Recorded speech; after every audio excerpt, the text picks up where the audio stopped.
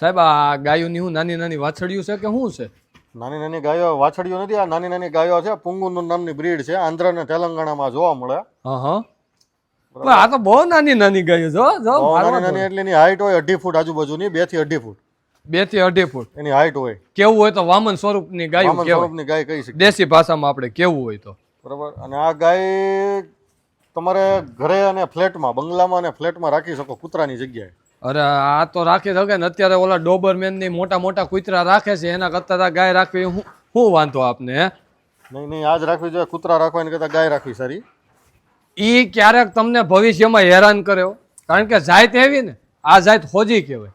આ જાત તમને હેરાન ન કરે, અને ગમે એમ તો આપણી માતાઓ કહેવાય ને, ગૌ માતા. અને આને દાખલા તરીકે મારે લઈ જાવી હોય, લઈ જઈ શકો. તો આની અંદાજિત કિંમત શું છે એ તો કયો મને. અંદાજિત કિંમત 2 લાખ રૂપિયાથી ચાલુ થાય. 11 લાખ સુધીની ગાયો વેચાય છે. પણ આપણી પાસે હાલમાં આવડા જે વાડામાં ઊભા છે એમાંથી 2 લાખથી માંડીને 5 લાખ સુધીની ગાયો છે.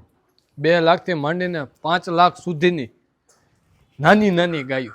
મિત્રો અત્યારે તમારે નાના એવા ફ્લેટમાં નાનું એવું બાળક હોય ને, તો આ બાળક સ્વરૂપે રાખી શકો તમે આ ગાય. હે એનર્જી સારી આવે. હમણાં કીધું ને કે ઓલું માથે ખાલી હાથ ઘહો ને તોય તમારા શરીરમાં એનર્જી આવે.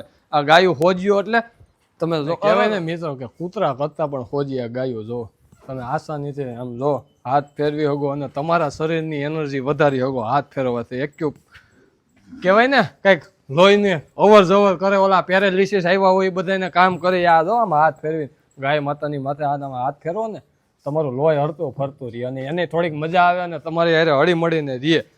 તે માટે જો તમારે કોઈને ગાયું લેવી હોય તો અહીંયા અનસુયા ગૌધામમાં આવીને સંપર્ક કરી લેજો. 2 લાખથી ને 5 લાખ સુધીની ગાયું, નાની નાની ગાયું જો આવડી આવડી ગાયું.